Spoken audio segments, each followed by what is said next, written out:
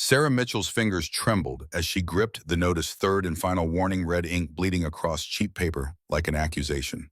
3 months overdue. The landlord's patience had run dry 2 weeks ago, and now the electricity had joined the water in silent protest against their continued existence in the cramped room that smelled of mildew and yesterday's desperation.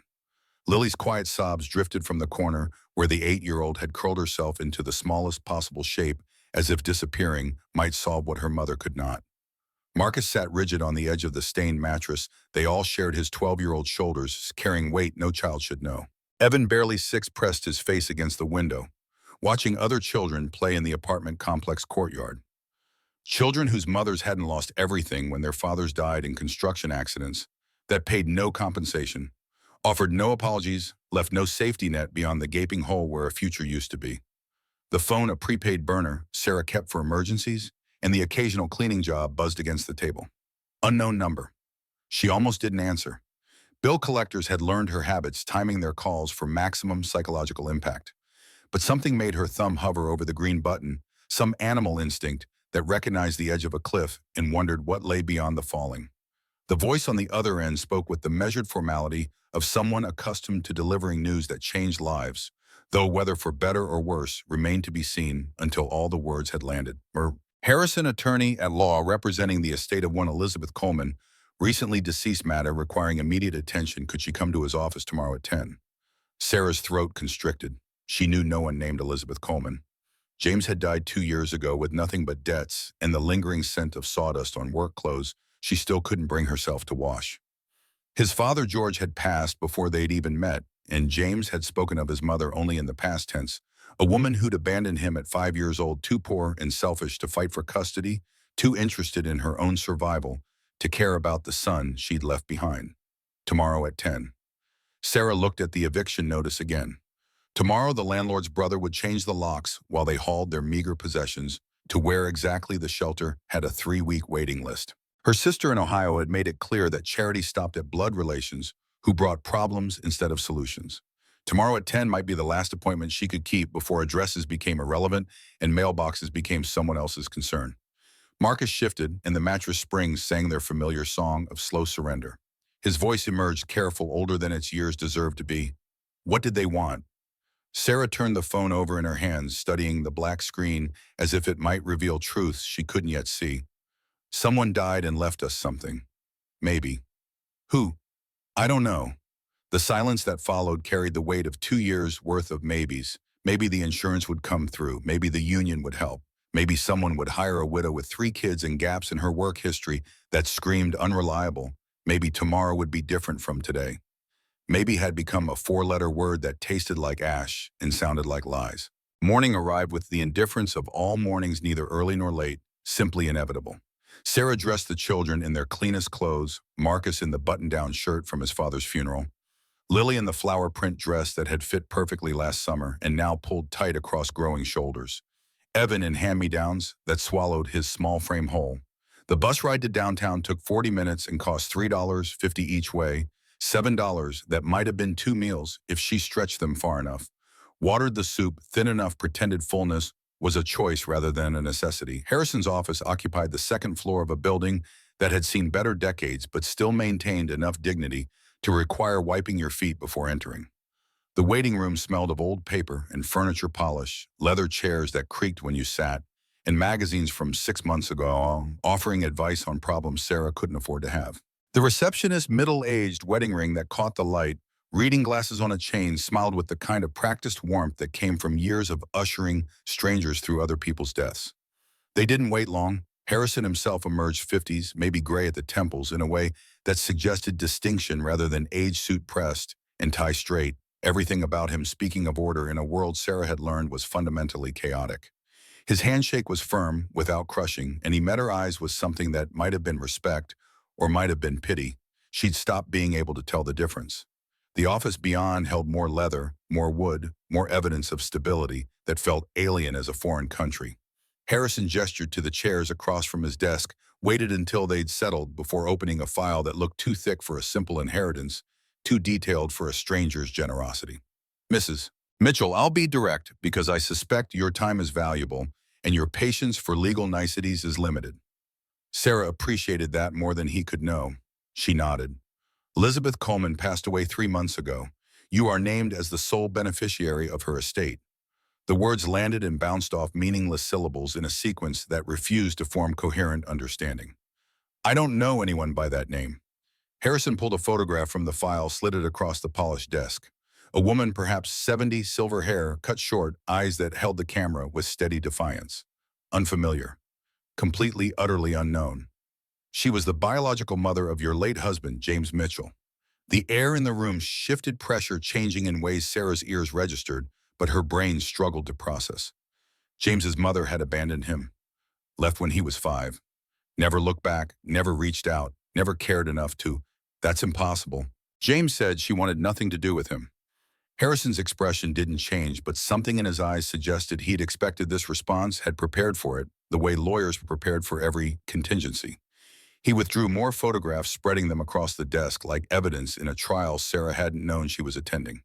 James at 10, maybe 11, standing in front of a house Sarah didn't recognize.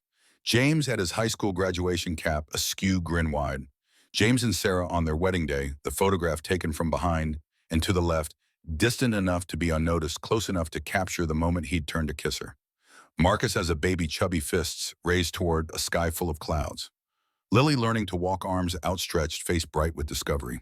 Evan last autumn throwing leaves in the park near their old apartment, the one they'd lost 6 months after James died, when the single income couldn't stretch far enough to cover what two had barely managed.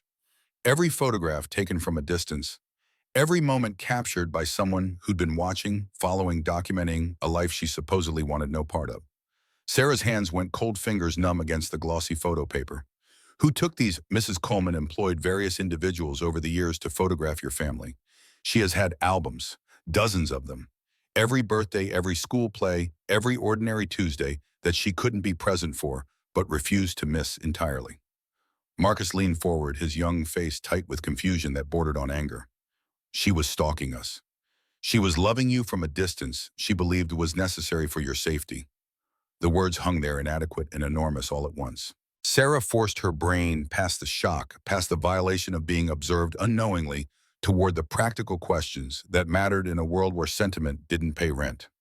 What exactly did she leave us? Harrison withdrew another document, this one official and stamped and bearing the weight of legal truth. A property in Pinewood County, approximately 90 miles from here. The house is, he paused, choosing words carefully, in significant disrepair.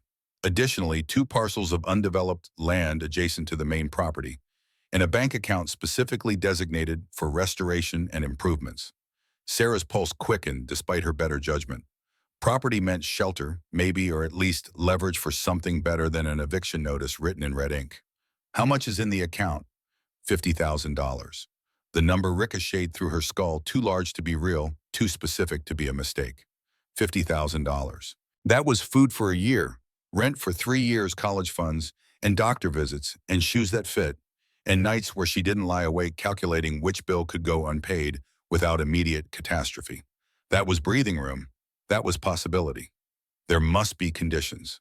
Harrison nodded, the gesture confirming what Sarah's experience had already taught her. Nothing came without cost. No gift arrived without strings, especially not for people like her, who'd learned to expect the universe's generosity came with fine print, designed to crush hope before it fully formed. You must reside at the property for a minimum of 12 consecutive months. Absence cannot exceed 3 days per month. Failure to meet these requirements results in forfeiture of the entire estate. Forfeiture to whom? Richard Coleman, Mrs. Coleman's younger brother. He's already filed a legal challenge to the will, claiming you're not entitled to inherit given your lack of blood relation or prior relationship with the deceased. Of course someone would contest it. Sarah had briefly entertained the fantasy of simple generosity, straightforward redemption, the universe deciding she'd suffered enough and offering reprieve. Foolish. The universe didn't work that way, and she knew better than to forget it, even temporarily. When does the 12 months start? Upon your acceptance of the inheritance and first night of residence on the property. In this Richard Coleman's lawsuit, preliminary hearing in 45 days. You'll need to demonstrate legitimate residence by that time, show intent to fulfill the will's requirements. Sarah looked at her children. Marcus met her gaze with the steadiness he'd learned from watching his father work through pain, watching his mother scrub floors until her knees bled, watching the world break promises and keep going anyway. Lily had stopped crying, her attention fixed on the photographs of herself as a toddler, trying to reconcile the distant observer with the grandmother concept that should have meant warmth and cookies instead of telephoto lenses and albums full of stolen moments. Evan pressed against Sarah's side, small and trusting in ways that simultaneously broke her heart and steeled her resolve. 90 miles, 12 months, $50,000, and a property in serious disrepair, whatever that meant. Probably everything from mild neglect to structural condemnation, knowing how these things typically went for people whose luck ran the way hers did. But it was something. It was more than nothing. It was more than the eviction notice, an empty refrigerator, and nights where she divided dinner into 3 portions and pretended she'd already eaten. I'd like to see the property. Harrison's approval was subtle but present, a slight relaxation around his eyes that suggested he'd hoped she'd say exactly that. I can arrange transportation. This afternoon if you're available. Sarah almost laughed. Available. As if her calendar overflowed with pressing engagements, crucial appointments, social obligations that demanded her immediate attention. She had nothing but time and desperation, and Harrison surely knew it, even if politeness required pretending otherwise. The vehicle that arrived 3 hours later was neither new nor particularly well maintained. A pickup truck driven by a man who introduced himself simply as Garrett, lean and weathered late 50s perhaps, with hands that knew work and eyes that had seen enough to recognize trouble.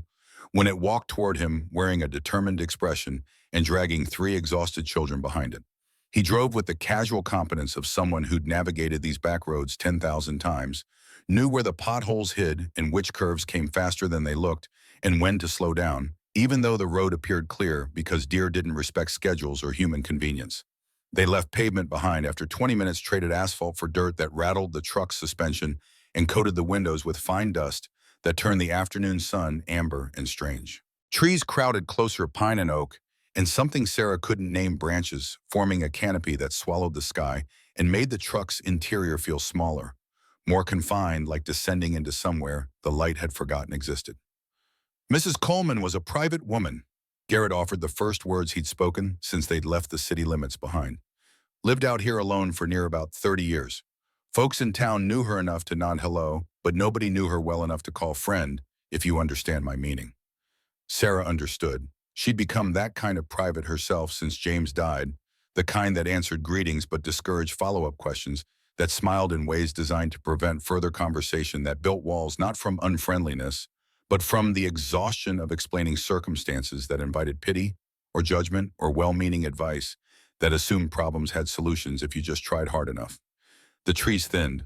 The road, if it deserved that title, narrowed further, little more than 2 tire tracks with grass growing between them. And then the truck slowed, stopped, and Garrett's face did something complicated that might have been sympathy or might have been resignation. That's it then. Sarah followed his gaze through the windshield, and her stomach dropped with the sick weight of hope dashed hard against reality's jagged edges. This wasn't disrepair. This was demolition arrested midway, neglect weaponized against structure until structure lost the war and surrendered to gravity and time and the fundamental entropy that claimed all things eventually.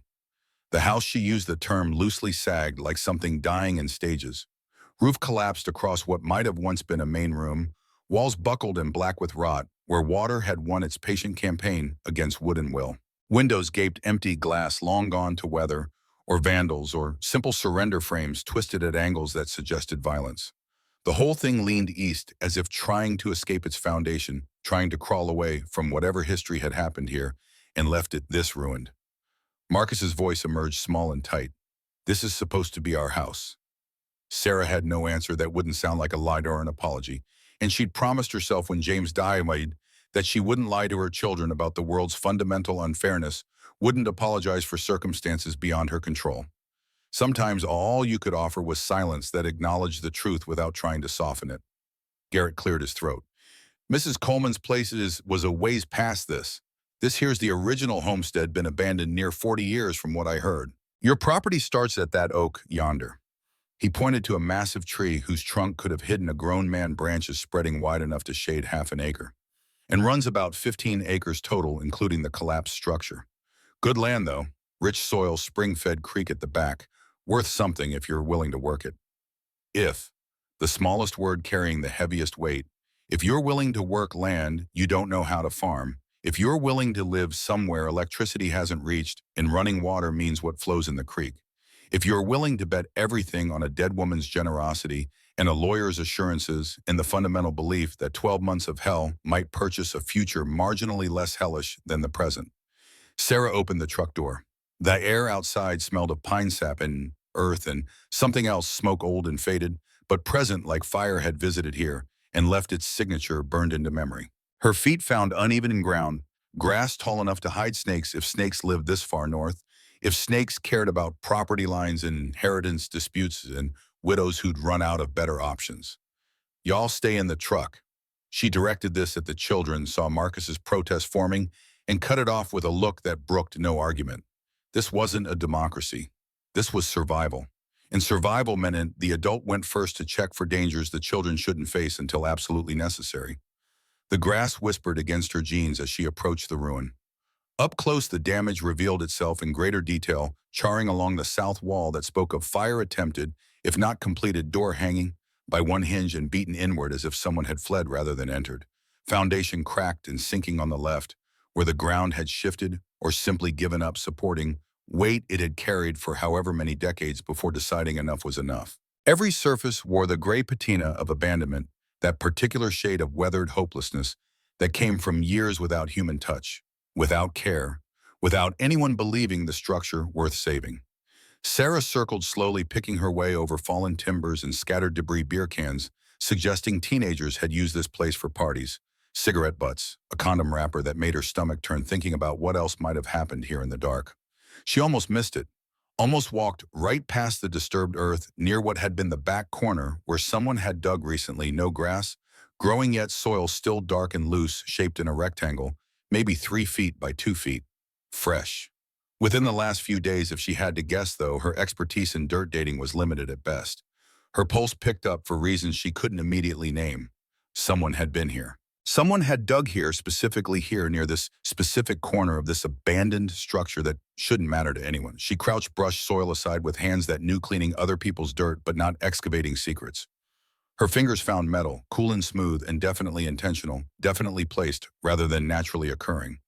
The box was small, maybe the size of a hardback book, sealed with a simple latch that yielded when she applied pressure. Inside, chaos organized. A key stamped with numbers, 237 bank logo. She didn't recognize. Papers folded in careful deed registrations that mentioned acreage and coordinates and legal descriptions that meant nothing to someone who'd never owned property before. A map hand-drawn in blue ink on what looked like graph paper marking 4 locations with X's and notations in cramped handwriting that suggested either age or urgency. A photograph old and creased showing a younger Elizabeth Coleman. Sarah recognized her from the lawyer's office, standing beside a man whose bulk and scowl suggested mean, the way some people's faces just did. Elizabeth's smile looked wrong painted on, and her left eye carried the yellowing remnant of a bruise someone had tried and failed to fully conceal with makeup. And a letter, single-page handwritten, dated 3 months ago. Sarah, if you are reading this, you survived the first test, not giving up when hope looked like mockery. Good. You'll need that stubbornness for what comes next. There are 6 more envelopes hidden on this land. Each contains a piece of the truth about your husband's family, about my choices, about why I left James when he needed me most. Find them. Read them. Understand that love sometimes requires distance, that protection sometimes looks like abandonment, that I never stopped watching, even when I had to stop touching. But hurry. Someone else knows about this. Land knows what it holds, knows the value buried here goes beyond sentiment. Richard will do anything to take what I left for you and the children. Anything. I chose you because I watched you survive what would have broken lesser women.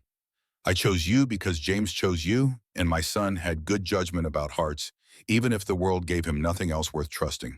Trust Garrett. Trust Helen Wright in town. Trust no one named Coleman except Victoria, and even her trust carefully. The children deserve better than I could give James. You deserve the chance I never had. Take it. Fight for it.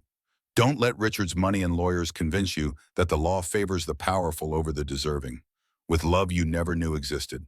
Elizabeth Sarah read it twice, then a third time, trying to parse meaning from words that raised more questions than they answered. 6 more envelopes. Someone else searching. Richard Coleman, the brother who'd already filed suit, apparently willing to do anything. The word choice felt deliberate, ominous to claim this land for himself. Why, what value could 15 acres of trees and collapsed structures hold that justified legal battles and what sounded like threats? A sound behind her footsteps through grass too heavy for the children. Sarah spun hard-hammering and found Marcus standing 5 feet away looking guilty and defiant in equal measure. You said stay in the truck. You were gone too long. I got worried. Fair enough. Sarah couldn't exactly argue when his concern came from the same place hers did, the knowledge that the world took people away without warning, that sometimes gone meant gone. That worry was rational in a universe that had already proven its willingness to destroy what you loved most. She held up the letter. Read this. Marcus took it, his young face serious as he scanned the lines. His eyes widened at certain phrases, anything Richard valued buried here. And Sarah watched him age in real time the way children did when forced to confront adult complexities before they should have to. When he finished, he looked up with something that might have been fear or might have been excitement, and might have been the exact combination of both that defined life on the edge between disaster and possibility. What does she mean, value buried here? I don't know. Are we going to stay? The question demanded an answer Sarah didn't have, not fully formed, not thought through to its logical conclusions and potential consequences. They had nowhere else to go. The eviction wasn't a maybe anymore, wasn't a threat to be negotiated or delayed. Tomorrow or the day after, their possessions would line the sidewalk and the locks would change, and that chapter would close whether she was ready or not. This land offered shelter of a sort, even if that shelter looked more like exposure with trees around it. The $50,000 could buy materials, could hire workers to make something habitable from the nothing currently standing. 12 months. 1 year to prove they deserved what a dead woman had chosen to give them. But the letter's warning echoed someone else, searching Richard, willing to do anything value that required hurrying before unnamed others found whatever Elizabeth had hidden. That sounded like danger. That sounded like the kind of situation single mothers with 3 young children should run from, not toward. Except running required somewhere to run to, and Sarah's options had narrowed to this gamble on a dead woman's generosity and a property that might kill them or might save them, or gamble on the shelter system and government assistance and the fundamental goodwill of strangers who owed her nothing and had their own problems that didn't leave room for hers. Some choices weren't really choices at all. Some decisions made themselves when every alternative had already been eliminated by circumstances beyond your control. Sarah folded the letter, tucked it and the other contents back into the metal box, closed the lid carefully. Marcus watched her with James's eyes brown and steady, and too aware of harsh truths, waiting for the verdict that would determine whether they fought or fled. We're staying. The words emerged with more confidence than she felt, but that was parenthood in a sentence, projecting certainty you didn't possess, because the alternative was admitting you were navigating blind and hoping luck favored the desperate. Marcus nodded slowly, accepting the decision the way he accepted most things now, with the resignation of someone who understood that control was an illusion and influence was the best anyone could really hope for. They walked back to the truck together.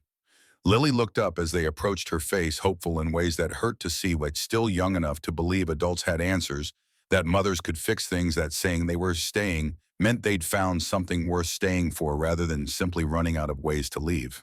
Garrett's expression suggested he'd watched this scene play out before, maybe not with Sarah specifically, but with people like her, people who'd been backed into corners where desperation looked like opportunity if you squinted hard enough and ignored the warning signs screaming run. You'll need supplies, tent, camping gear, water purification. Can't live in that wreck, and buildings are going to take time you might not have before winter. Sarah mentally calculated the cash she had left, $43 and change, enough for maybe a week of food if she stretched it, certainly not enough for camping equipment and whatever else survival on undeveloped land required. But Harrison had mentioned the $50,000, and presumably she could access some portion of that for immediate needs, basic materials that meant the difference between camping and dying of exposure. Can you take us back to town? I need to talk to Mr. Harrison about accessing the inheritance account. Garrett nodded, started the engine, turned the truck in a careful arc that avoided the worst ruts, and brought them back onto the dirt track that passed for a road. The drive back felt different than the drive out, shorter, somehow compressed by knowledge that forward momentum had been replaced with circular inevitability. This was happening. This was real. In 48 hours, maybe less, Sarah would be sleeping under canvas on land she didn't understand, gambling everything on words written by a woman who'd loved from a distance and left breadcrumbs for a daughter-in-law she'd never met. The sun slanted lower by the time they reached Harrison's office again. The lawyer looked unsurprised to see them return so quickly, as if he'd anticipated exactly this response. This timeline, this progression from shock to acceptance to determination. He pulled forms that had been prepared in advance authorization to access the designated account documents, establishing Sarah as executor of Elizabeth Coleman's estate, pending final resolution of Richard's legal challenge, papers that needed signatures in 3 places and initials in 5 more. The account is at Pinewood County Credit Union. You can withdraw up to $5,000 immediately for emergency purposes. The remainder requires my counter-signature for any transaction exceeding $1,000 per Mrs. Coleman's specific instructions. Sarah signed it where indicated her hand steady, despite the surreal feeling that this was happening to someone else, some other widow in some other life where dead mothers-in-law left property and money and cryptic warnings about brothers who'd do anything to claim what they believed they deserved. Harrison slid a business card across the desk, plain white with black lettering and a phone number that started with the same area code as the property. Helen Wright. She was Mrs. Coleman's closest friend, possibly her only friend. She knows the area, knows the history, and she's expecting your call. Mrs. Coleman made arrangements. Of course she had. Elizabeth Coleman had apparently spent years preparing for this eventuality, watching and planning and organizing an inheritance that came with instructions and warnings, and a support network Sarah hadn't asked for but desperately needed. It felt intrusive and generous in equal measure, this dead woman's determination to orchestrate salvation from beyond the grave. The credit union was still open when they arrived, small-town banking hours extending past 5, because everyone knew everyone, and flexibility was less policy than courtesy. The teller processed the withdrawal without comment, counted out $5,000 in hundreds and fifties that Sarah tucked into the inside pocket of her jacket, where it pressed against her ribs like both promise and weight. More money than she'd held at one time in her entire life. Enough to buy tent and sleeping bags and propane stove and water containers, and still have thousands left for materials and labor when building became possible rather than theoretical.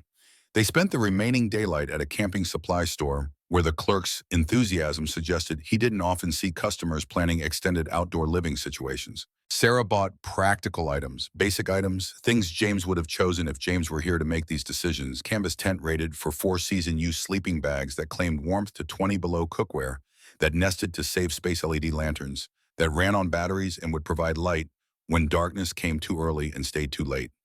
Marcus helped carry everything to the truck. Garrett had agreed to drive them in for another day, his young muscles straining with weight that would have been nothing to his father, but felt significant to a 12-year-old trying to fill shoes that didn't fit yet.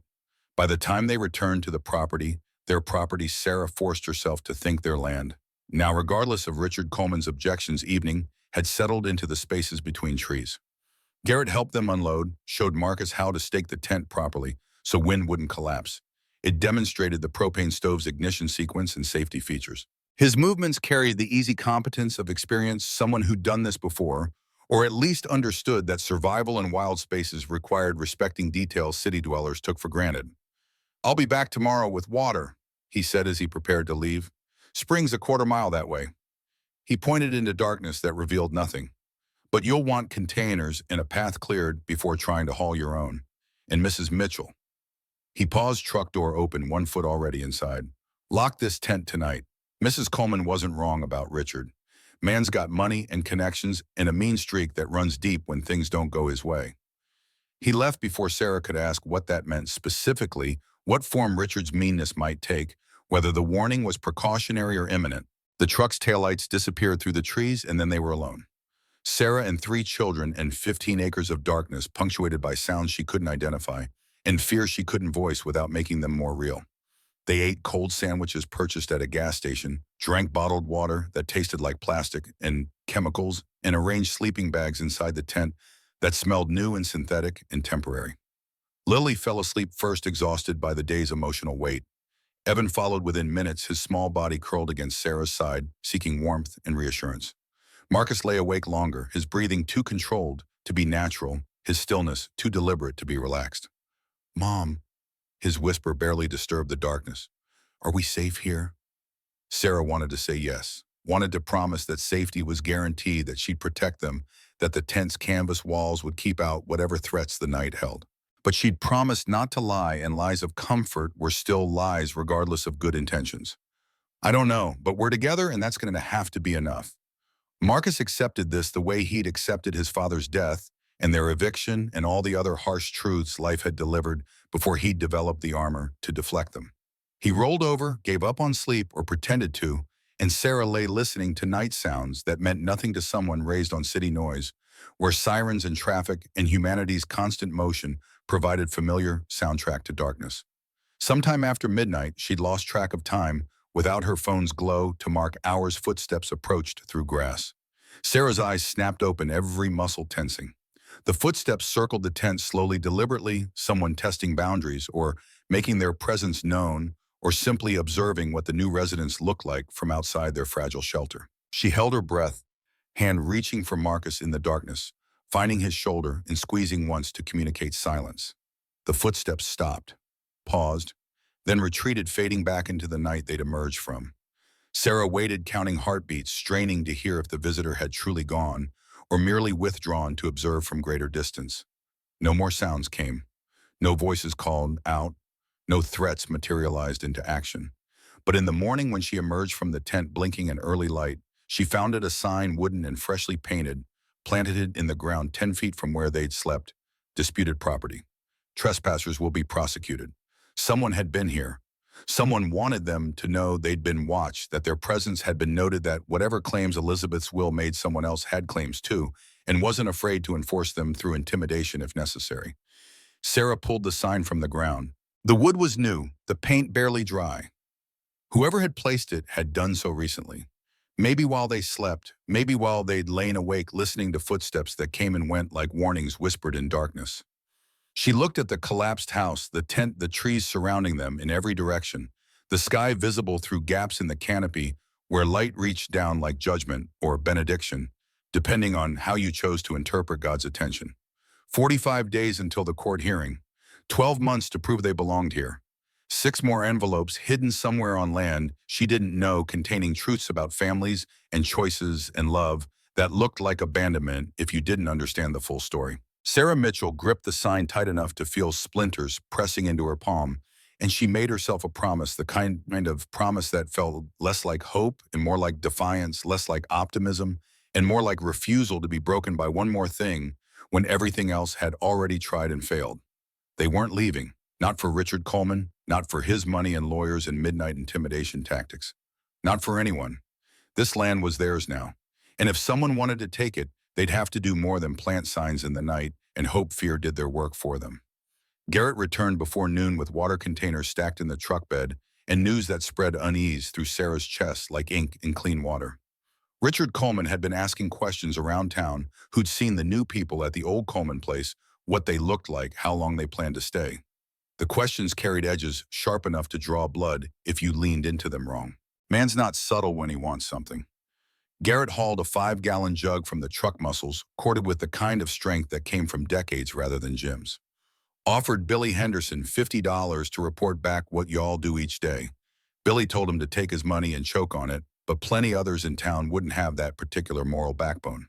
Sarah helped stack containers near the tent, her mind calculating distances and logistics, and how many trips per day they'd need to keep 4 people hydrated in summer heat that turned canvas walls into ovens by mid-afternoon. The spring Garrett had mentioned lay beyond a tangle of undergrowth and fallen timber that would take hours to clear properly. What exactly does Richard want with this land? Garrett's pause stretched long enough to carry weight beyond simple consideration. When he spoke, his words came careful and measured, like someone navigating a conversation mined with potential explosions. There's talk. Old talk, mostly the kind that gets repeated until nobody remembers if it started as fact or speculation. Story goes, Elizabeth's daddy worked these acres back in the 40s, found color in the creek. Color. Gold. Not much, not enough for commercial operation, but enough to make a man wonder what else might be hiding in the ground if you knew where to look. The letter's warning crystallized into sharper, focused value buried here, Richard willing to do anything hurry before others find what Elizabeth had hidden. Not sentiment, not family history, actual geological wealth that could be measured in dollars instead of memories. And Richard believes in money and what it can buy, which in his experience has been near about everything except the things he wants most. Garrett lifted another jug, carried it toward the growing stack with movements efficient from repetition. Man's got 3 ex-wives, 2 kids who won't speak to him, and a business empire built on buying low and selling high with no particular care for who gets crushed in between. Elizabeth left him out of the will deliberate like, and that sits in his craw, same way everything that doesn't go his way sits there and festers. Marcus appeared from the tent, hair disheveled from sleep that had come late and restless. He'd woken twice during the night at sounds Sarah had assured him were animals, despite not actually knowing what sounds animals made in wilderness and when humans invaded their territory. The boy's face held exhaustion, layered over worry, layered over determination, emotional strata that shouldn't exist in 12-year-old geology, but did carved there by circumstances that had stripped childhood down to its essential bones. Can I help? Garrett assessed him with eyes that had probably raised sons of their own, knew the value of work in teaching boys how to become men who could carry their share and then some. You know how to swing an axe? No, sir. Then today you learn. They spent the next 3 hours clearing brush toward the spring, Marcus wielding a hatchet under Garrett's patient instruction, while Sarah and Lily gathered the debris into piles that would eventually become firewood once they had time to let it dry properly. Evan discovered a collection of smooth stones near what had been the collapsed house's foundation and arranged them into patterns that made sense in 6-year-old logic, largest to smallest, then by color, then by some classification system known only to him. The work felt good in ways Sarah hadn't expected. Physical labor with visible results. Progress measured in cleared feet and stacked wood and muscle fatigue that would translate to sleep earned rather than sleep stolen between anxiety spikes. For the first time since James died, she wasn't cleaning someone else's dirt or serving someone else's needs. This mess belonged to them. This progress served their own survival. The distinction mattered more than she'd realized it could. By late afternoon, they'd carved a rough path to the spring, 30 yards of uneven ground that required watching your step but no longer required machete work to traverse. The spring itself emerged from between rocks, worn smooth by water's patient insistence, pooling in a basin maybe 4 feet across before trickling downhill toward wherever water went when geography and gravity reached consensus.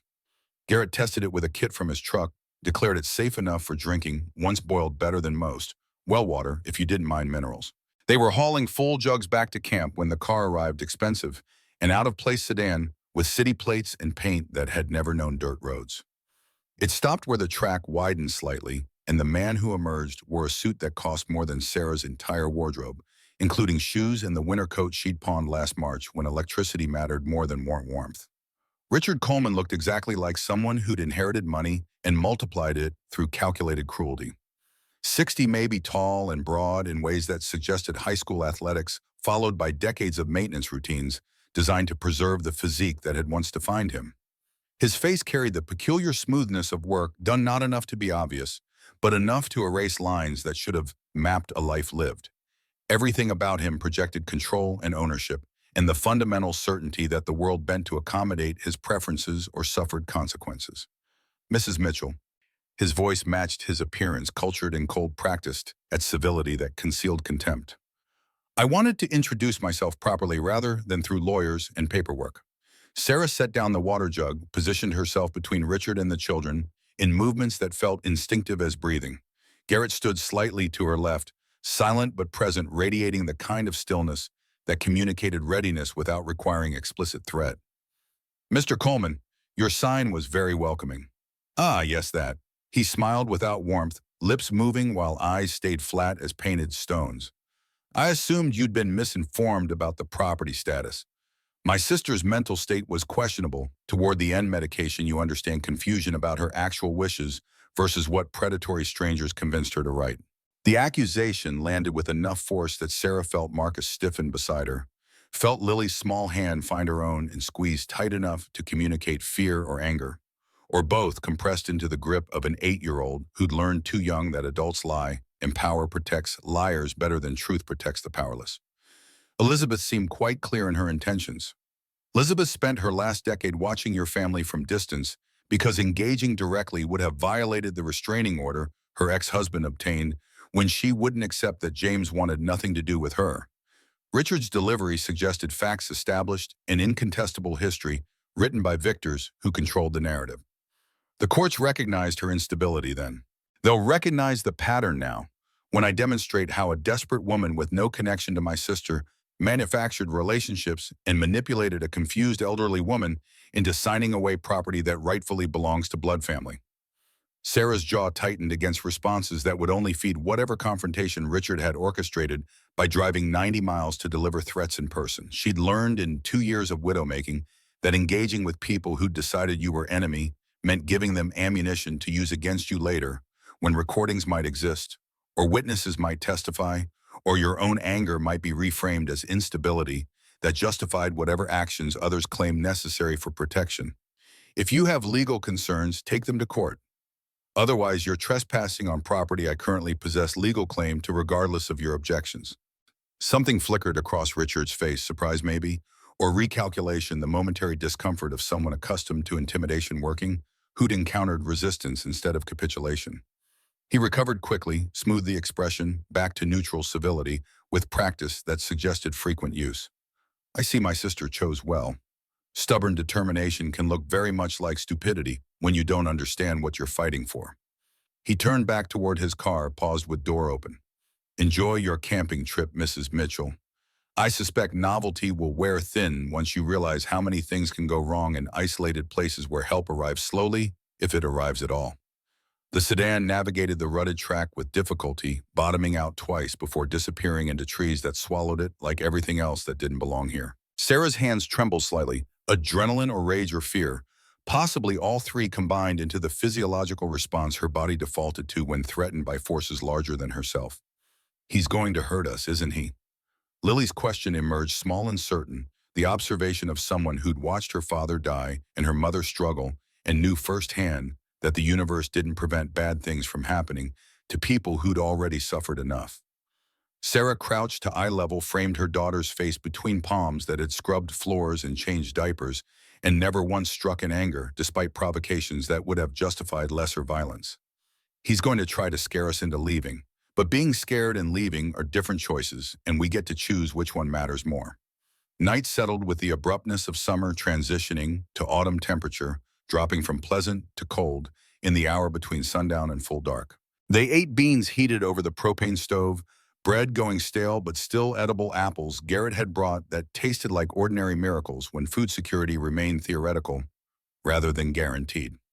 Lily drew pictures by lantern light horses, mostly sometimes houses with smoke curling from chimneys, and flowers growing in yards where grass stayed green instead of dying from neglect. Evan fell asleep mid-sentence, exhaustion claiming him between one breath and the next. Marcus helped clean the makeshift dishes, his young face thoughtful in ways that worried Sarah more than his fear would have. Thinking meant planning. Planning meant taking action, and 12-year-old boys' actions tended toward confrontational solutions that satisfied emotional needs while ignoring practical consequences. Don't do anything stupid. She made it statement rather than question certainty instead of request. Like what? Like thinking you need to protect us from Richard Coleman by doing something that gives him ammunition to use against us in court. Marcus's jaw worked as he processed this, turning possibilities over in his mind with the careful deliberation he'd inherited from James, along with brown eyes and the stubborn cowlick that refused to lay flat no matter how much water you applied. So we just let him threaten us. We document threats, report them to Mr. Harrison, and let lawyers handle legal battles while we handle survival. Sarah dried the last plate, stacked it with others in the plastic bin that served as their kitchen. Fighting only works when you're evenly matched. We're not, so we get smart instead of getting even. Understanding crossed Marcus's expression, reluctant acceptance of strategies that felt like cowardice to someone whose father had taught him men protect their families, men stand against threats, men don't back down when challenged. But James was dead, and the lessons he'd passed on needed updating for realities where strength meant knowing when fighting would lose you everything you were trying to protect. They sealed themselves in the tent as darkness completed its conquest of everything beyond the lantern's small circle. Sarah lay listening to breathing that gradually synchronized into the rhythm of sleep, her own mind too active for rest, turning over Richard's words and Garrett's warnings, and the letter's insistence that hurry mattered because someone else was searching. The footsteps came after midnight, again multiple sets this time, at least two people moving through brush, with the practiced quiet of those who'd learned stealth through repetition. They approached from different directions, flanking the tent in coordination that suggested planning rather than coincidence. Sarah's hand found the flashlight thumb resting on the switch without pressing. waiting to see if illumination would help or harm their situation. A sound she couldn't identify, scraping metal maybe, or tools being positioned. Then voices low and male and discussing something in tones too quiet to parse words from syllables. The tent wall rustled as someone brushed against it, and Sarah nearly screamed before clamping control over her vocal cords through sheer will. "I know you're awake in there," Richard's voice, unmistakable, even pitched to carry without shouting. "I know you're scared. Good. You should be. This land has history, accidents, disappearances, fires that started from nothing and consumed everything. Beautiful place to visit. Terrible place to die alone where nobody hears you screaming."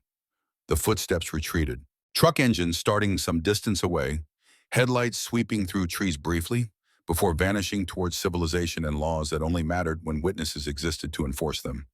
Sarah's heart hammered against ribs that suddenly felt too fragile to contain anything as vital as the organ keeping her alive. Beside her, Marcus had gone rigid, his breathing shallow and controlled in ways that communicated awareness despite closed eyes. "He's trying to break us." Marcus's whisper barely disturbed the air between them. "Make us too scared to stay." "I know. Is it working?" Sarah considered honest answers versus comforting lies landed somewhere in the middle where truth lived but didn't have to be absolute. "I'm terrified. But I've been terrified before when your dad died, when we got evicted, when I didn't know how I'd feed you. Terror doesn't mean quit. It just means the stakes are high enough to matter." Morning revealed what the night visitors had left: tire tracks circling the tent multiple times.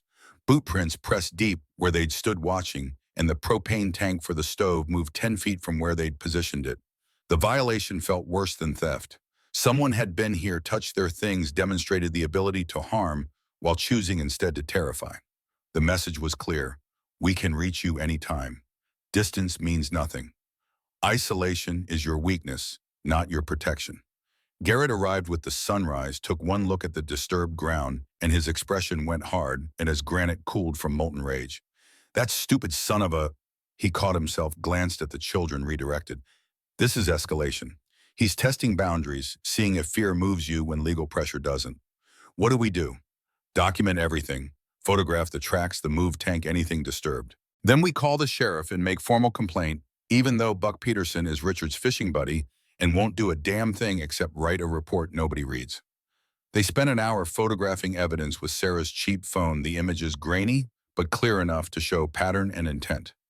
Garrett walked the perimeter, pointing out where vehicles had been positioned, how many people had walked through based on boot print variations, the timeline suggested by disturbed dew and grass that had been flattened hours ago, rather than minutes.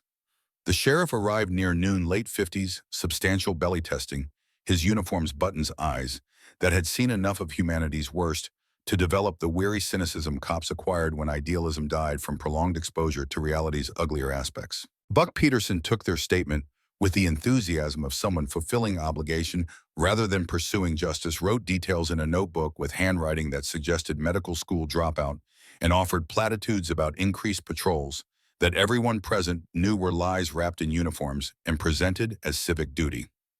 "Look, Mrs. Mitchell, I'll be straight with you." Buck closed his notebook, tucked it away with finality that communicated conversation ending, regardless of whether all points had been addressed. "Richard Coleman is, well, he's Richard Coleman. Man owns half the commercial property in the county, sits on boards that determine budgets, knows people who know people. That doesn't make him right, but it does make accusations complicated when evidence is circumstantial and witnesses are scarce." Sarah felt fury rise hot and acidic, tasted it on her tongue like copper in betrayal. "So he can threaten us with impunity because he has money and connections. I'm saying pick your battles carefully. You're new here. He's got roots deeper than those oaks, and roots win when the ground starts shifting." Buck moved toward his cruiser, paused with door open. "But if something happens, something actionable, something I can take to the district attorney without getting laughed out of his office, you call me directly. That's the best I can offer given circumstances you're probably starting to understand ain't fair and weren't designed to be." When he'd gone, Garrett spat into the dirt with disgust that required no verbal elaboration. They'd confirmed what Sarah had already known. The system-protected power laws favored those who could afford lawyers who knew which judges to approach and which loopholes to exploit, and justice was a theoretical concept that existed more in imagination than implementation. "We need to accelerate construction." Garrett studied the collapsed house, the clear ground around it, the foundation that was apparently still sound beneath decades of neglect. Get you into actual shelter before Richard decides escalation means action instead of threats. With what money the inheritance account requires Mr. Harrison's signature for large withdrawals. Then we use what we have, build small and practical, expand later when legal situations clarify. Garrett pulled out his phone, scrolled through contacts accumulated over a lifetime of knowing people who knew how to do things. I got a friend, Clayton Dalton, everyone calls him Clay. Man can build anything from scrap and determination. If anyone can turn 50,000 into livable structure fast enough to matter, it's him.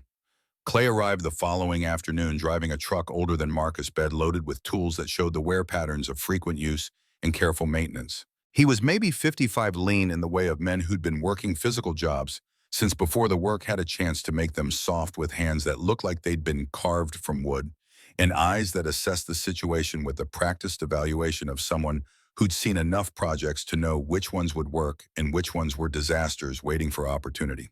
Garrett says you need a miracle on a budget. Clay's voice carried the rough gravel of someone who'd smoked for decades and quit too late to fully reverse the damage. I specialize in making do with less than ideal circumstances. They walked the property together, Clay examining the foundation with intensity that suggested reading invisible text written in cracked concrete and settled earth. He knocked on remnants of wall studs, measured distances with a tape that stretched and retracted on spring tension, made notations in a small notebook with a pencil he kept behind his ear, like surgeons kept scalpels close during operations.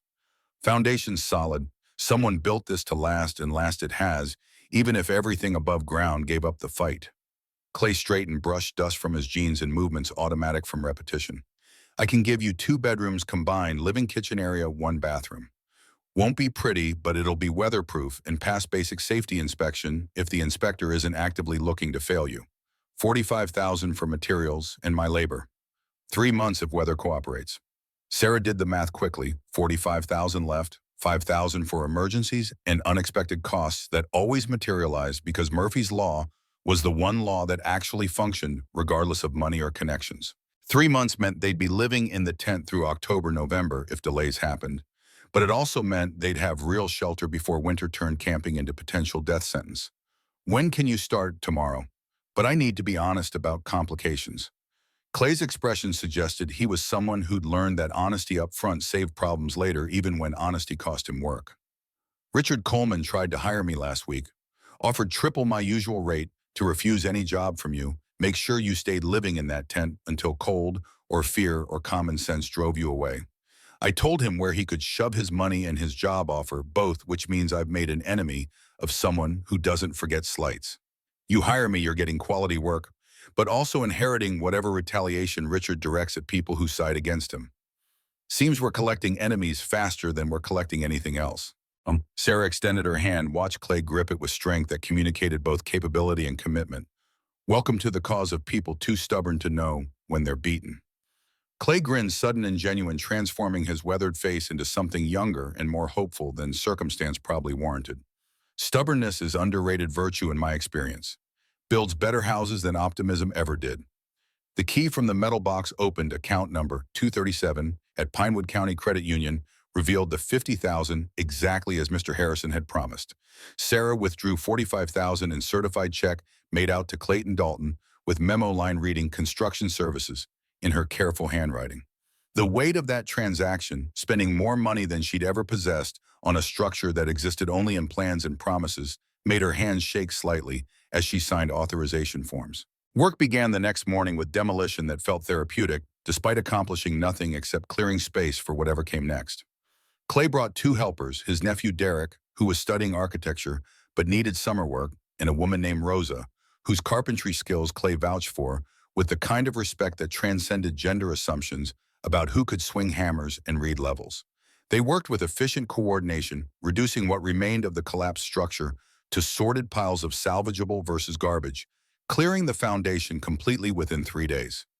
Marcus attached himself to the construction crew with determination that would have been annoying if Clay hadn't recognized it as hunger for knowledge and purpose, rather than simple observation. The boy learned to measure twice and cut once, learned that level meant exactly level, and close enough meant doing it over until close enough became precise, learned that construction was applied math and physics wrapped in sawdust and sweat. Lily discovered the overgrown garden behind where the house had been raised beds someone had built decades ago. Wood rotted, but soil still rich with whatever amendments the original gardener had mixed in before time and neglect reclaimed the space. She began clearing it with hand tools borrowed from Clay, pulling weeds with the focused intensity of someone given mission and permission to pursue it. Within a week, she had tomatoes transplanted from starts. Rosa brought beans planted in rows, measured with string and stakes herbs, growing in the sunniest corner, where Clay said Elizabeth used to sit on summer mornings drinking coffee and watching birds claim feeders that had long since fallen to entropy.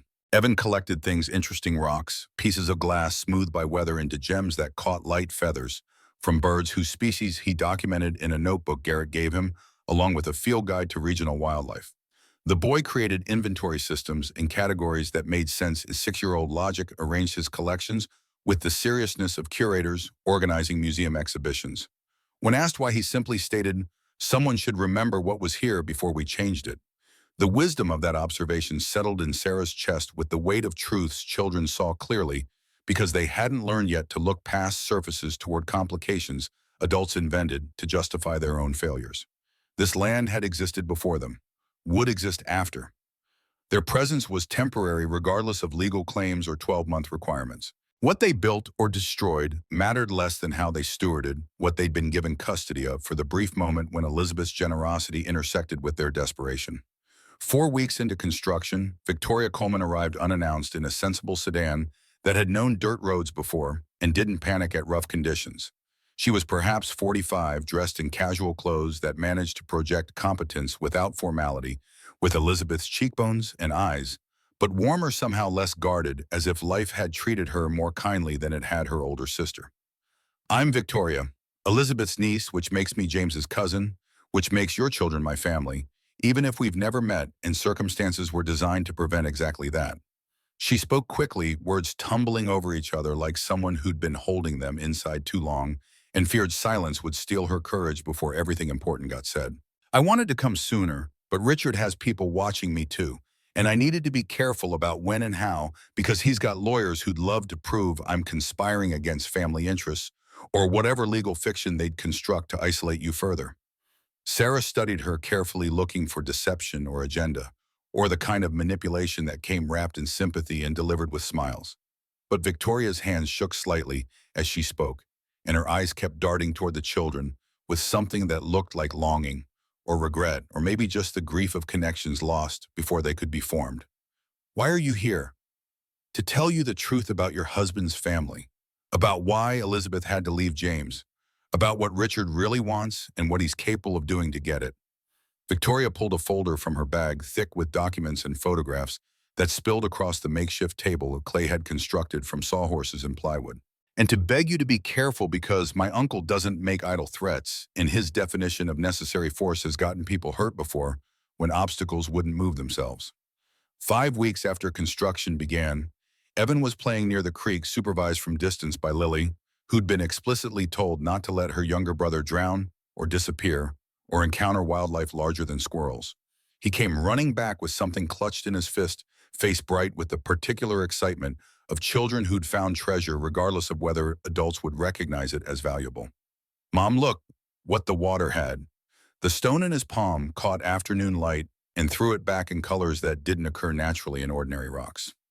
Sarah's pulse quickened despite knowing better, despite Victoria's assurance that geological surveys had found nothing commercial, despite understanding that hope was dangerous when it attached to outcomes beyond her control. Clay examined the stone with professional interest, turned it in his fingers, held it to the light from multiple angles. His expression shifted from curiosity to surprise to something carefully neutral that suggested significant effort to control reaction. "That's placer gold. Small piece, maybe a gram if you're lucky, but real." He looked toward the creek, then back at Sarah with eyes that communicated complexity words would take too long to unpack. "Elizabeth told me once that her father found enough to matter, not enough to advertise. She panned a little herself over the years, kept it quiet, because once word got out, people would come looking. People like Richard, who'd use discovery as justification for claims that had nothing to do with actual geology and everything to do with greed dressed as family legacy." Sarah's mind raced through implications, calculating possibilities against risks. If there was gold, real gold, in quantities that mattered, Richard's obsession made more sense. His willingness to threaten and harass and escalate suddenly looked less like irrational vendetta and more like calculated campaign against obstacle between him and wealth he believed rightfully his. We don't tell anyone. Sarah made it statement rather than question decision instead of suggestion. Not the lawyers, not the court, nobody. If Richard finds out there's actual gold here, he'll claim we hid material facts manipulated. Elizabeth committed fraud to acquire property we knew contained valuable resources. Clay nodded slowly, recognition passing between them, of shared understanding that truth sometimes required silence when speaking would provide ammunition to enemies. Victoria's right about one thing: what matters isn't what's buried in the ground. It's what you build on top of it. Houses last longer than gold rush fever, and family beats fortune when you're measuring what actually matters. The words settled into Sarah's chest with the weight of philosophy she wanted to believe, but couldn't quite embrace. When rent had been constant worry, and hunger had been daily companion, and gold represented security, money could purchase, even if meaning required something deeper.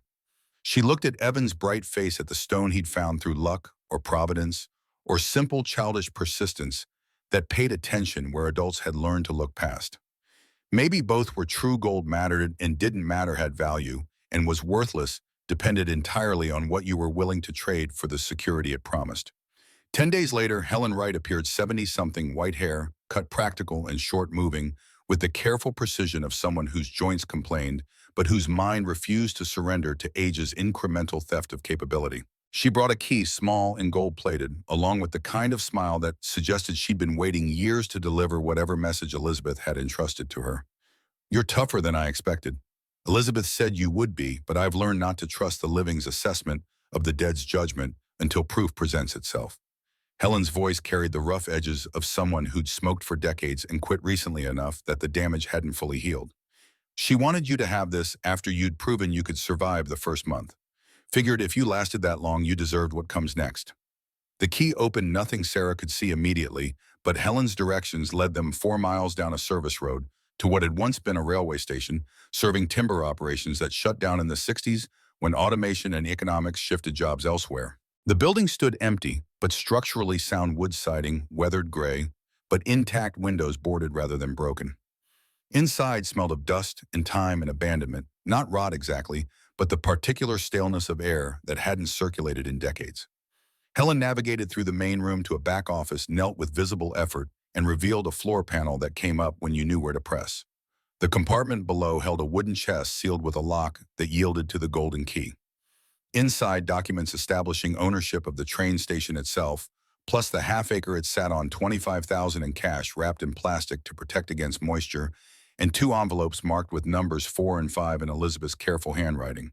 Sarah opened number 4, hands trembling slightly with anticipation or fear, or the volatile mixture of both that came from knowing revelations mattered, but not yet knowing if they'd help or harm. The letter inside explained the train station had been purchased specifically with the children in mind, property in town near the better school district, place they could live during the week when education required proximity to resources the remote land couldn't provide. Elizabeth had thought of everything planned for contingencies Sarah hadn't known to consider, built infrastructure for futures that extended beyond immediate survival into long-term thriving. Envelope 5 contained something different: records of the children's births, vaccination histories, school transcripts Sarah had lost during various evictions and moves, all carefully preserved and organized, but also photographs and notes documenting each child's interests and talents as observed from distance over years. Marcus's aptitude for mathematics and building, Lily's artistic eye and the way she'd arranged toys by color and shape, Evan's fascination with patterns and classification systems. She saw them. Sarah's throat tightened around words that wanted to become sobs, but got compressed into something smaller and more controlled. Really saw them, understood who they were becoming, cared enough to document their growth, even though she couldn't be present for it. Helen nodded, her old eyes bright with tears she didn't bother hiding. Elizabeth loved fiercely and from distance because George and Richard made presence too dangerous. But distance doesn't diminish love if the love is real enough to survive separation. She knew every important moment in those children's lives, celebrated privately, grieved when they struggled, planned for their futures with the kind of detail that only comes from caring past the point where caring is convenient or easy. The court date arrived with the inevitability of all deadlines. 45 days had somehow compressed into 6 weeks into now, and ready or not, Sarah would stand before Judge Theodore Brennan and argue for the right to keep what Elizabeth had given and Richard was determined to take. The photographs Victoria spread across the plywood showed a story Sarah thought she'd known but had never actually understood. Elizabeth had 20 bruises on her arms she'd tried to hide with long sleeves. James at 4, small and solemn in ways children shouldn't be. George Mitchell, looming in background, frames his presence distorting every image even when he stood at the edges. Elizabeth married my Uncle George when she was 17.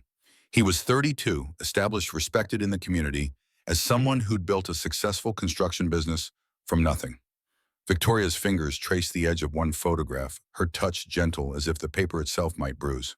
What nobody saw, what he made sure nobody could see, was that he beat her, systematically, methodically, with the kind of control that never left marks visible in public spaces.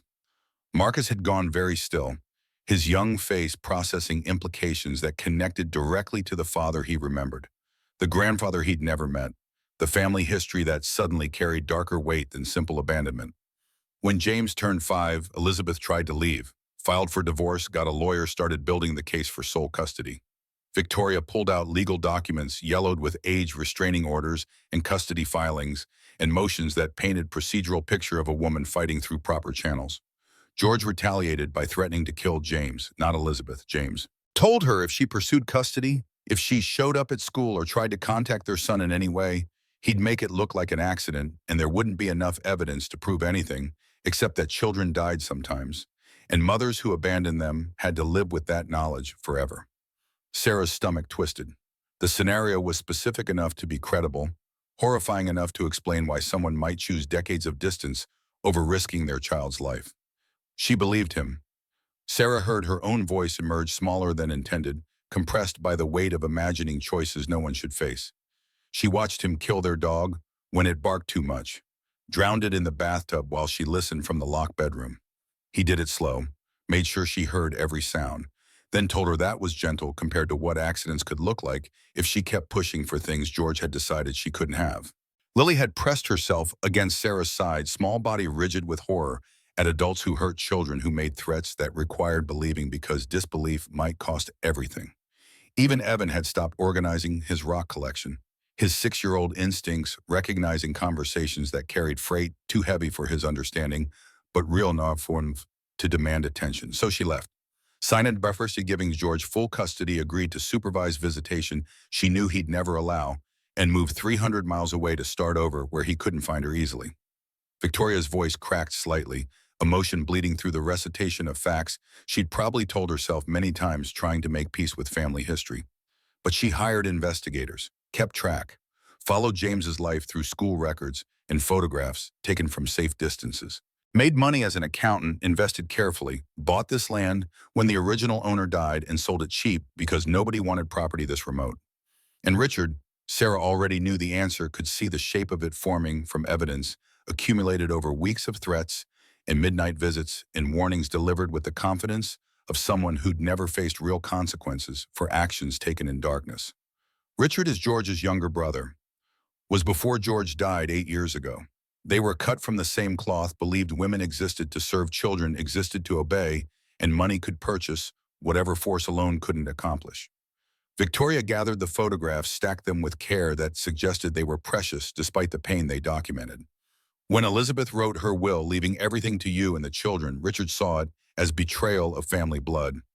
In his worldview, you're an outsider who manipulated a vulnerable woman. He genuinely believes he's the hero recovering stolen property from a con artist.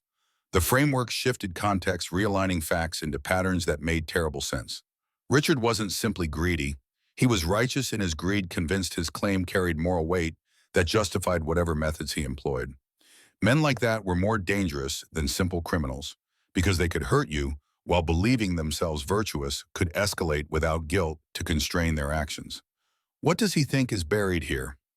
Victoria hesitated, and in that pause, Sarah read confirmation of suspicions that had been forming since Garrett first mentioned gold, since the letter warned about value that required hurrying. There's a creek at the back of the property. Elizabeth's father panned it in the 40s, found enough color to fund his daughter's education. Not much, a few $1,000s over several years. But Richard believes has convinced himself, despite geological surveys, saying otherwise that there's a viable deposit waiting for proper excavation. He spent the last decade trying to buy this land from Elizabeth, offered prices far above market value for acreage this remote. When she refused repeatedly, he started making threats. When she died 3 months ago, he saw opportunity to seize through legal challenge what he couldn't acquire through negotiation. And the gold, Sarah needed to know if Richard's obsession had foundation or if he was chasing delusions expensive enough to justify the resources he'd already invested in harassment. Elizabeth had the entire property surveyed by 3 independent geological firms. All confirmed the same conclusion: minor traces, nothing commercially viable, certainly nothing worth the cost of extraction equipment and processing. Victoria met Sarah's eyes with steady certainty. What's buried here isn't gold. It's the future Elizabeth wanted for James's children. Land they could build on, space they could grow into, foundation for lives not controlled by men like George and Richard, who believe ownership means the right to destroy whatever resists their will. 5 weeks after construction began, Evan was playing near the creek, supervised from distance by Lily, who'd been explicitly told not to let her younger brother drown, or disappear, or encounter wildlife larger than squirrels. He came running back with something clutched in his fist, face bright with the particular excitement of children who'd found treasure, regardless of whether adults would recognize it as valuable. "Mom, look what the water had." The stone in his palm caught afternoon light and threw it back in colors that didn't occur naturally in ordinary rocks. Sarah's pulse quickened despite knowing better. Despite Victoria's assurance that geological surveys had found nothing commercial, despite understanding that hope was dangerous when it attached to outcomes beyond her control. Clay examined the stone with professional interest, turned it in his fingers, held it to the light from multiple angles. His expression shifted from curiosity to surprise to something carefully neutral that suggested significant effort to control reaction. "That's placer gold. Small piece, maybe a gram if you're lucky, but real." He looked toward the creek, then back at Sarah with eyes that communicated complexity words would take too long to unpack. "Elizabeth told me once that her father found enough to matter, not enough to advertise. She panned a little herself over the years, kept it quiet because once word got out, then people would come looking. People like Richard, who'd used discovery as justification for claims that had nothing to do with actual geology and everything to do with greed dressed as family legacy." Sarah's mind raced through implications, calculating possibilities against risks.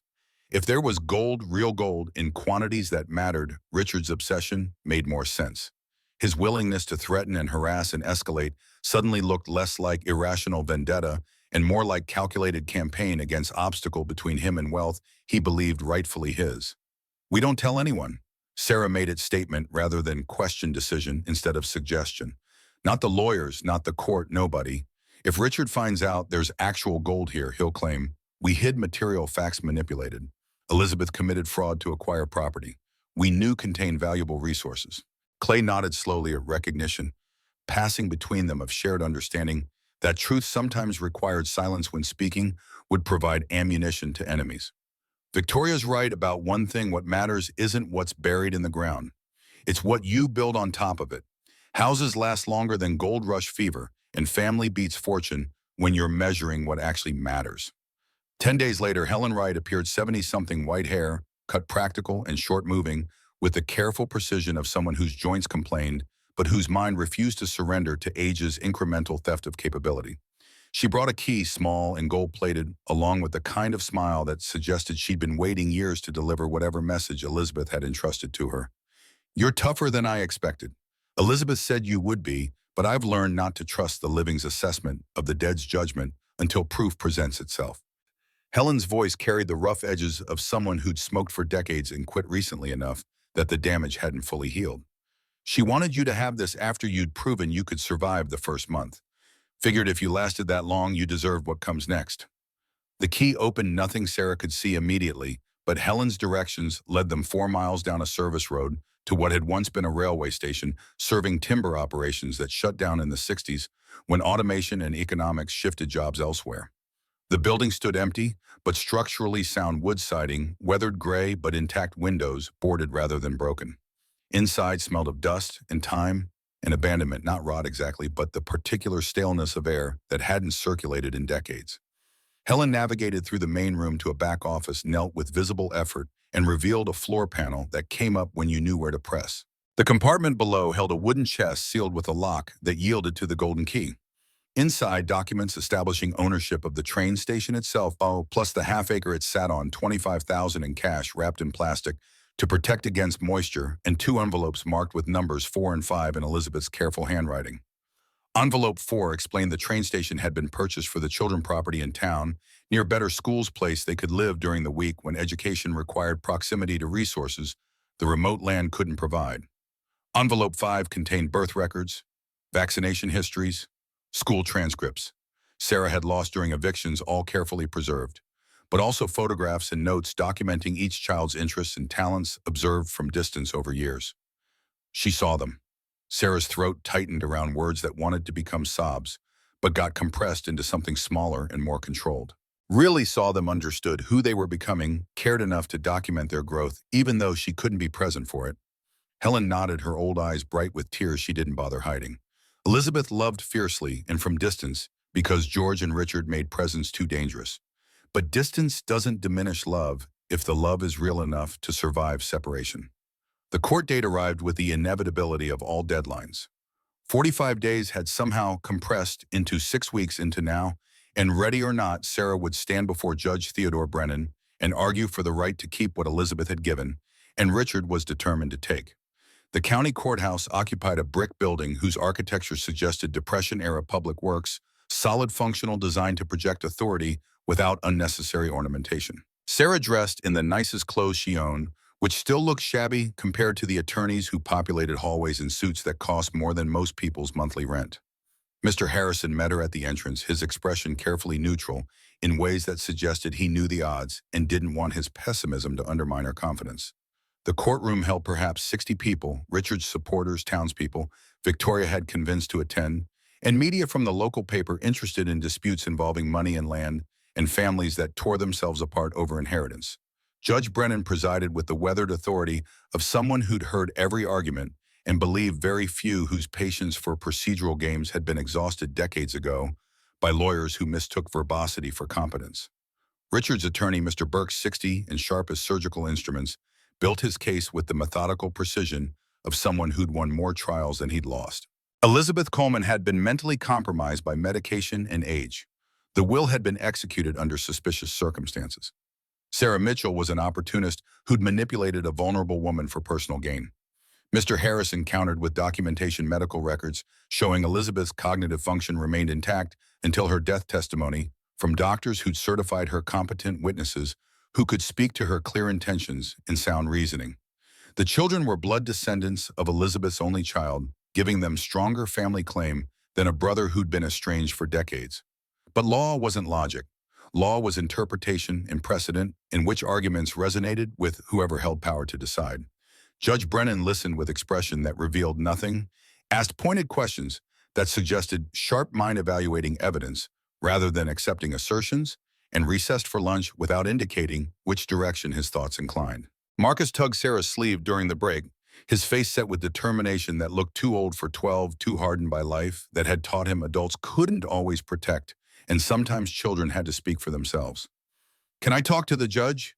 Sarah's instinct screamed, "No, keep the children out of it. Don't expose them to cross-examination or scrutiny, or the kind of attention that could twist innocent words into weapons against them." But she looked at her son's eyes and saw James looking back, saw the stubborn courage that had made his father climb scaffolding every day, despite fear of heights, because family needed income, and fear didn't pay bills. If the judge allows it. When court reconvened, Mr. Harrison requested permission for Marcus Mitchell to address the court directly. Burke objected on procedural grounds that felt more reflexive than substantive. Judge Brennan considered briefly, then nodded.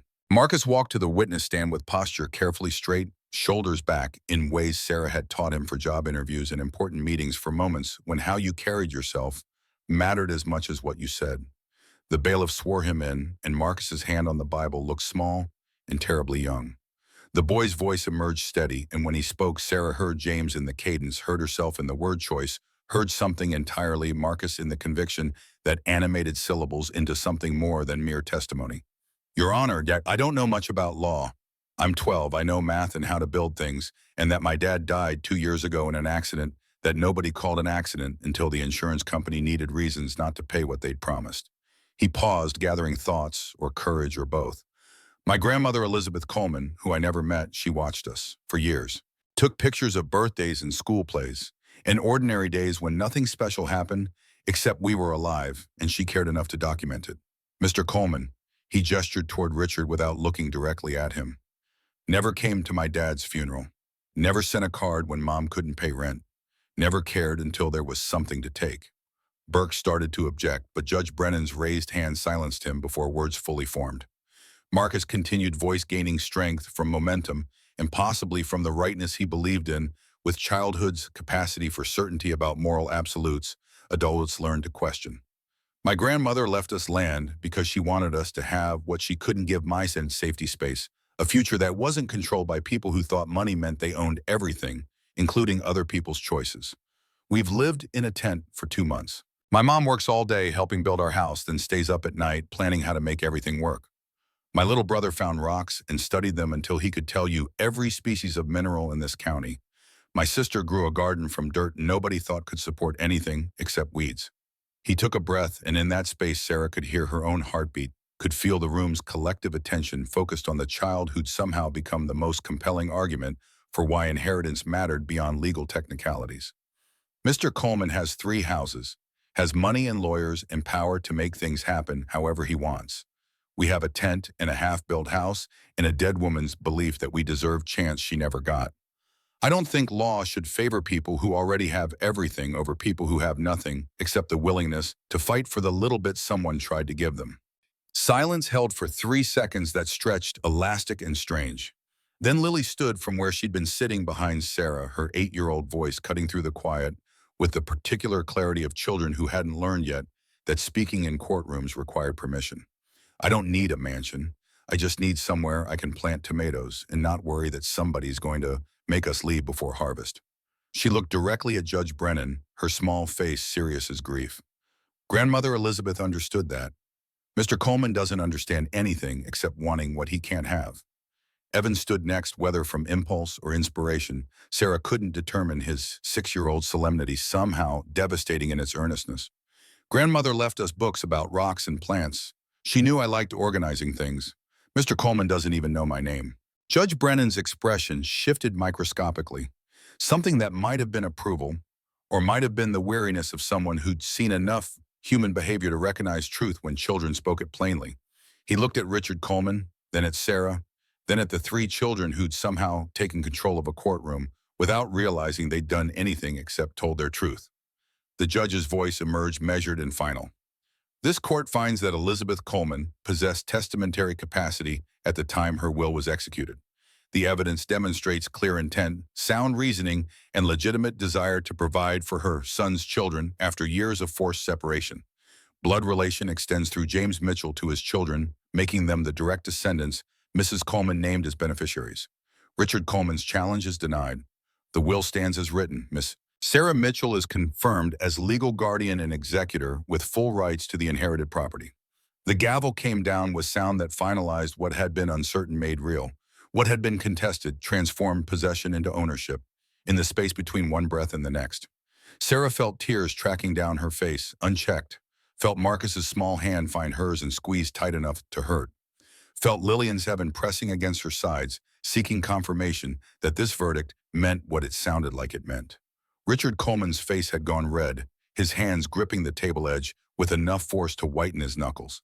He stood abruptly, chair scraping loud against floor, and his voice carried across the courtroom with venom, undisguised by courtesy or legal pretense. This isn't over. You think winning here means safety. You're squatting on Coleman land, and Colemans don't forget, don't forgive, and don't accept theft dressed as inheritance. Judge Brennan's gavel cracked again, sharp and authoritative. Mr. Coleman, you will refrain from threats or find yourself held in contempt. The ruling is final. Appeals may be filed through proper channels, but intimidation has no place in this courtroom or any interaction with the plaintiffs. Am I understood? Richard's attorney pulled him back down, whispered urgently in his ear, and the older man subsided into fury that radiated from him like heat from banked coals, not extinguished, merely contained temporarily until circumstances permitted release. 18 months passed before Sarah found the final envelope. The house was complete by then. solid warm with electricity from solar panels and water pipe from the spring. She was cleaning the train station's old office when she found the loose floorboard that opened differently than expected. Beneath it, a metal box, and inside two items that transformed understanding of everything. The first was a bundle of 50 letters, each written to James, but never sent, spanning from his 6th birthday to his death. Sarah read them with shaking hands.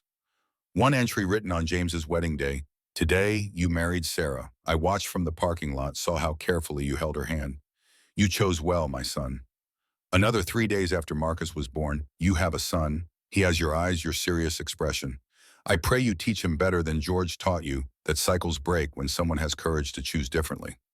Elizabeth had loved completely, had sacrificed everything, had watched her son's entire life unfold while forbidden from participating in it. The second envelope contained Elizabeth's final instructions. In safety, deposit box 512 was $150,000. Use it to establish a charitable fund, Elizabeth Coleman Family Hope Foundation. Help other families in situations like yours, was widows struggling alone, children at risk of homelessness, people who need chance but lack resources. This is how love multiplies, Elizabeth had written. Not through blood alone, but through choosing to extend to strangers the grace someone extended to you. 5 years after the court verdict, the foundation had helped 93 families. Marcus ran the financial operations. Lily designed the promotional materials.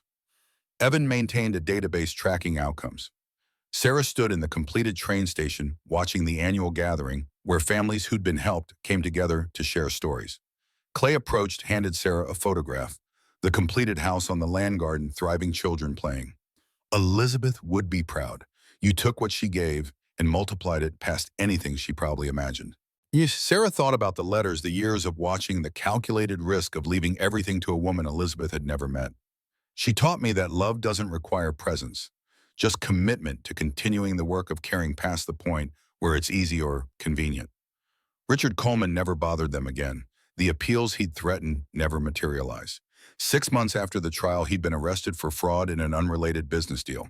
By the time he was released 3 years later, Sarah's family had become so integrated into the community, so visibly committed to helping others, that any renewed challenge would have faced not just legal opposition, but moral condemnation from everyone who knew their story. That night, back at the house on the land, Sarah gathered the children, teenagers now growing into the people Elizabeth had believed they could become. They sat on the porch overlooking garden and trees and the creek where Evan had found his stone years ago. "Tell us again about grandmother." Lily's request came softly ritual. They needed to remember where they came from and why they were choosing to live this way. Sarah pulled out one of the letters and read Elizabeth's words aloud, watched the children's faces as they processed the grandmother they'd never met, but knew intimately through actions that had shaped their entire lives. When she finished, Marcus spoke. "She gave us more than land and money. She gave us proof that choosing to love costs everything and matters anyway." Stars emerged as darkness claimed the sky. Evan pointed to a constellation he'd learned to identify. "That one. That's grandmother watching." Whether he meant it literally or metaphorically didn't matter. The sentiment was true regardless. Elizabeth watched through the lives she'd made possible, through the foundation that bore her name, through the children who carried her values forward into futures she'd never see, but had invested everything in creating. Sarah Mitchell sat surrounded by family on land that Elizabeth Coleman had purchased with careful planning and patient accumulation of resources, and she understood finally what the letters had been trying to communicate all along: that love persists past death when it's built into structures larger than single lifetimes. That real legacy isn't what you leave, but what continues growing after you're gone, that every choice to help instead of harm ripples outward in ways impossible to measure, but essential to make anyway.